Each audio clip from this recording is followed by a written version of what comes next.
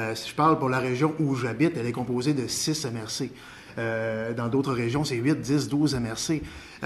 Le fait d'avoir un palier régional qui s'occupe de responsabilités régionales, c'est une chose.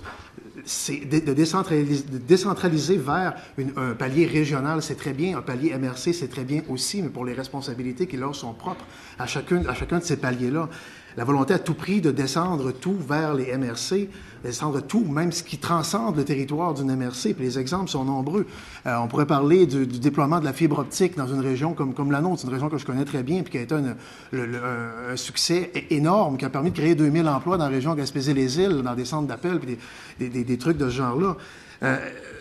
C'est des choses qui ne pourraient pas se faire s'il n'y avait pas de concertation régionale, si un palier régional n'était pas reconnu puis financé à sa juste valeur. On pourrait parler des transports collectifs, on pourrait parler récemment des appels d'offres communautaires au niveau de l'énergie éolienne aussi qui vont bénéficier, qui vont apporter des nouveaux revenus dans nos régions. Mais s'il n'y avait pas de concertation régionale, jamais on pourrait réussir à faire ça. On peut croire qu'il y a une bonne volonté de la part de chacun des territoires d'MRC. Mais un préfet, dans sa MRC, va s'occuper de son territoire à lui avant de penser de s'occuper du territoire du voisin. Ça prend un palier régional pour réussir à faire ce type de succès-là. Et la formule mur à mur ne peut pas, malheureusement, fonctionner.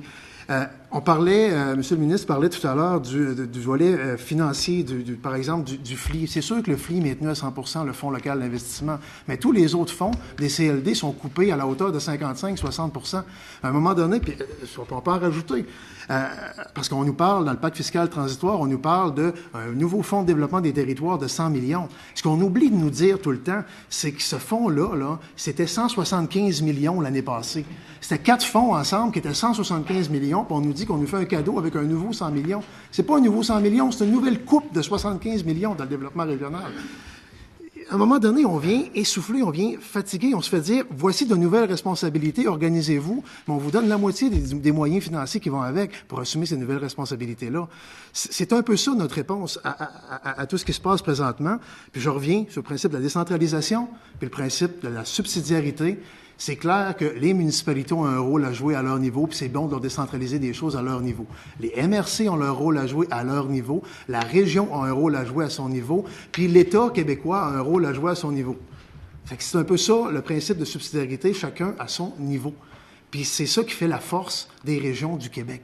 Je ne peux pas vous dire que le palier régional est important partout, dans les métropoles, peut-être qu'on n'en a pas besoin. C'est d'où l'importance de ne pas appliquer du mur à mur.